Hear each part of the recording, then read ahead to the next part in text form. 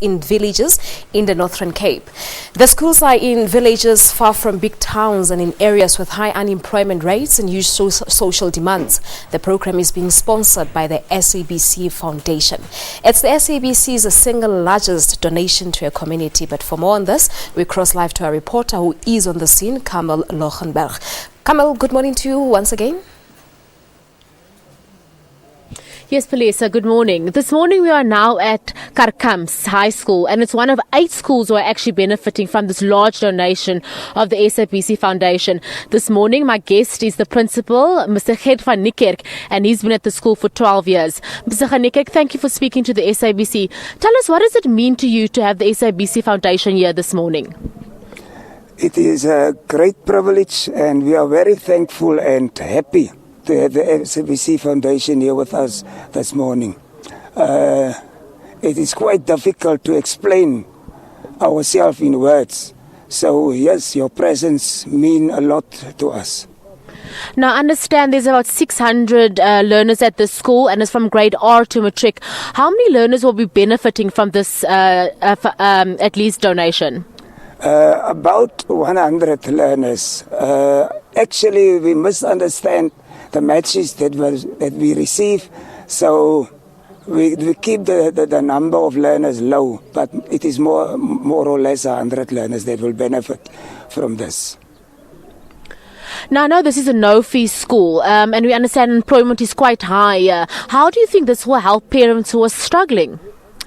This will help indeed parents, because quite a lot of parents can't afford even to buy school clothing and shoes for their kids, and with this donation that burden will be taken away from parents, and learners will definitely benefit from it. And how were the children chosen in terms of receiving these school shoes?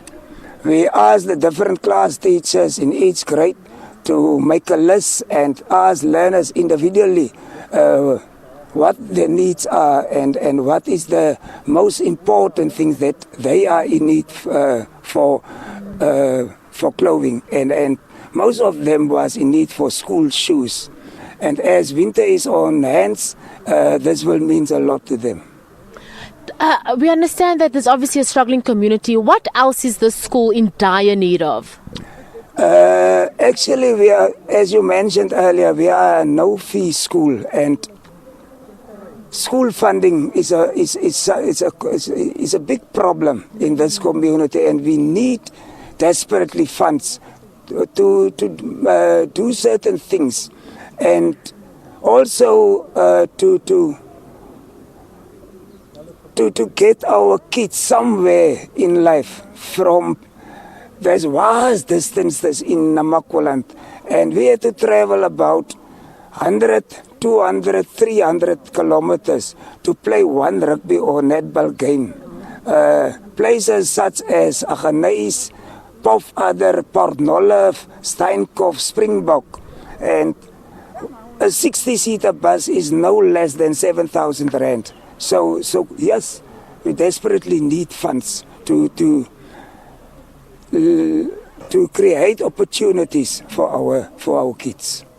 Now, I understand the school doesn't only provide education for the children, but this is also a hostel at the school, and it's the only hostel in the area. Tell us, how does that operate in terms of funding and feeding these children? Yeah, we have a hostel which can hold about 200 learners, 100 boys and 100 girls. The learners in the hostel is from the surrounding towns, and these towns are mostly rural areas, and people are quite poor, and parents found it difficult to pay for their hostel fees. Quite a lot of learners receive bursaries from the Department of Education, and that means a lot to them, and it helps the parents. But still, the few that they had to pay, they find it difficult to pay.